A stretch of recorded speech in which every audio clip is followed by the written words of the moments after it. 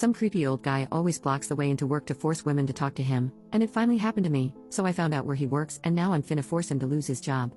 Posted by you/thrower and non-sec. So, there's this guy, 50-ish M, who works at a different company in the same business building as mine. Whenever a woman happens to be arriving at a doorway at the same time as him, he blocks the doorway by leaning against one side and extending his arm across it. He never says anything, just does this eye contact smile thing for maybe 3 seconds, and then allows us to go through. To be clear, he's forcing you to duck under his armpit to get through. Today, it was finally my turn. I got to the main building door right after him. Instead of holding it open so it didn't close in my face like most people do, he just held it open and stood there with a smug smile. It made me nervous, so I said, can I please enter the building? I need to clock in. He responded with a sarcastic wow, geez, fine, sorry before stepping aside, still holding the door open for me. I then said, stop doing that, we all hate it, and just went in. As soon as I turned the corner from the lobby, I half ran to the stairwell so I wouldn't have to share the elevator with him. I don't even know what firm he works for. According to my closest co-worker, HR won't do anything because he's not our employee. Edit. A male colleague helped us figure out which company he works for by following him up the elevator when he was coming back from lunch. It turns out it's a law office on a higher floor. Another co-worker took one of your suggestions and wrote an email to the building's management office. I went to my department manager and carefully asked if, in a situation like this, I should report it to our own HR. He said it should at least be on record, even if it's hard to prove, which made me give him the fry eyes, IYKYK. But I went back, typed up an email, and sent it, ceasing him and other women that I've specifically seen or heard deal with this guy.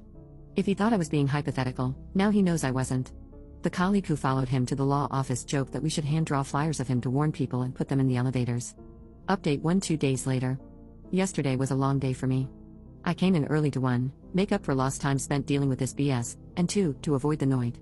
However, someone ran into him in the afternoon and went straight to our manager, saying, he's still doing it. So, as far as yesterday goes, not much has changed. It's only been a day. I got asked, who does he look like? More than once, so I asked around which celebrity we thought he most resembles.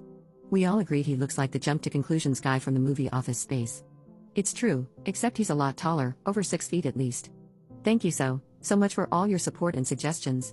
I've never been advised about pepper spray so much. I do carry it, but the one time I had to use it, it got in my eyes too, so it's become more of a last resort tool. I told everyone in the bullpen about whipping out our phones and taking a picture or video, including those who might notice from a distance.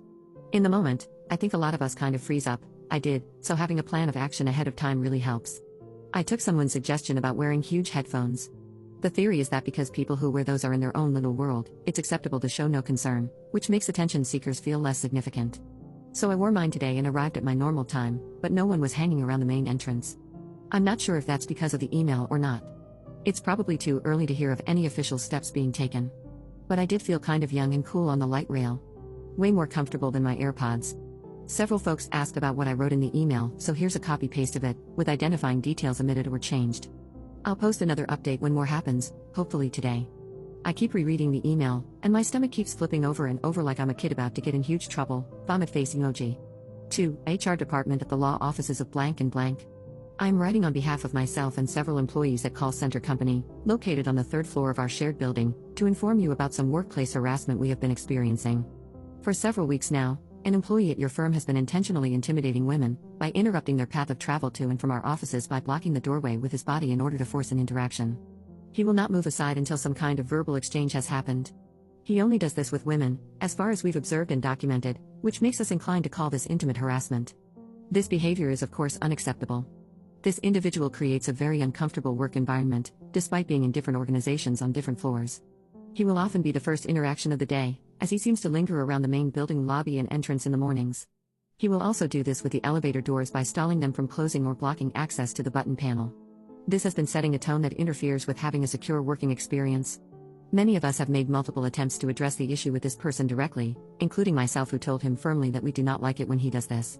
We are requesting that your firm take immediate action to investigate and address this issue. This has already been discussed with our department manager and HR department, and they are looking forward to hearing from yours. I have CC'd them on this email, as well as the XYZ Plaza building manager.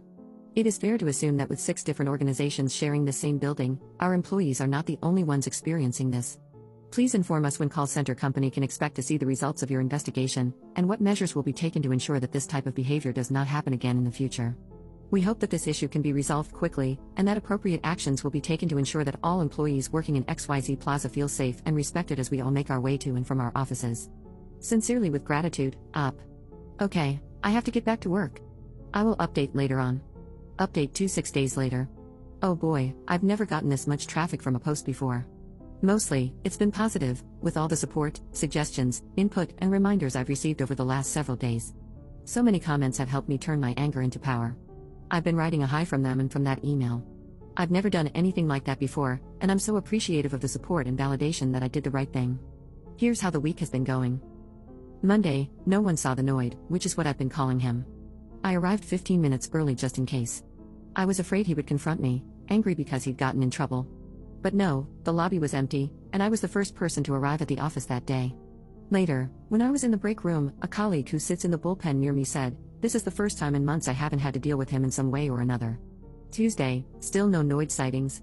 I asked around. I haven't even seen his car in the lot. Did he get fired? It was super busy that day, and I was pretty much glued to my desk, so I didn't have time to meet with my manager or do anything besides shooting him a quick, "Hey, any response?" via Teams before I left for the day. I didn't want to be pushy, but I really wanted to know. Yesterday, Wednesday, mid-morning, a few women, including myself, were asked to meet with HR separately. I learned that the law offices of blank and blank's HR rep emailed a response to my email directly to them and my manager on Monday, without CCing me on it, which made me feel some kind of way, but whatever. The Noid is not an attorney but a paralegal, and he is on voluntary leave for the week. I asked if the response email could be forwarded to me, but I was told that policy prevents HR from disclosing any disciplinary actions that might have been taken against him. Then I had to write a short statement describing my specific encounter. I hate how, in words, it doesn't look like a big deal, but I was assured that it is. A bunch of us went out for cocktails after work, and I got to hear what others wrote in their statements, like how he sometimes followed them to their cars trying to talk to them, or how he would stand in the elevator doors, preventing them from closing until they said please. Just EU. Today, Thursday, I just got here, and still no Noid. We are all hungry to know what happened, if he got fired, transferred, or something else. No one has been told anything except that he chose to take some days off. Maybe this is the law office protecting themselves, I don't know. The thing I'm most afraid of is if he comes back, will he be hostile or retaliate in some way, and I'll have to be brave again and report it. I wish we had a spy in their office. I'm sorry I don't have more for you. It's kind of anticlimactic, I know. I promise that if I find out what actually happened to him, I will let you all know. Or if he reappears, I'll loop you all in. Edit. I'm getting a frame for that email for my apartment. Up in the comments. We are all hungry to know what happened. I think I mentioned in the original post that another coworker emailed the management at the law office, but she wasn't one of the people who joined us for drinks. I don't know if or when she had her HR meeting.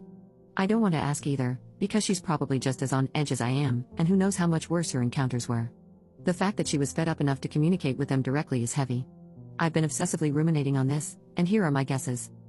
1. Between my email, hers, and our male co-worker following him to see where he worked, they must have gotten a pretty good description and identified him, or his identity was verified from the info in the emails. 2. He does this to women in his own office, and someone in HR immediately knew who we were referring to. Maybe he's even been reported before but had plausible deniability. Also insane how I'm learning all these legal terms, lol. I'm seriously considering going back to school and getting a law degree at 50, how insane is that? 3. No one was identified, but maybe a company-wide reminder went out about reporting intimate harassment. At my job, we have to do video trainings on stuff like this every year or so maybe they had a meeting or sent a mass email. 4. This isn't the case, but for a couple of days, I was really worried. What if the Noid was their HR rep, and he was like, "Oh crap," and just noped right out of town?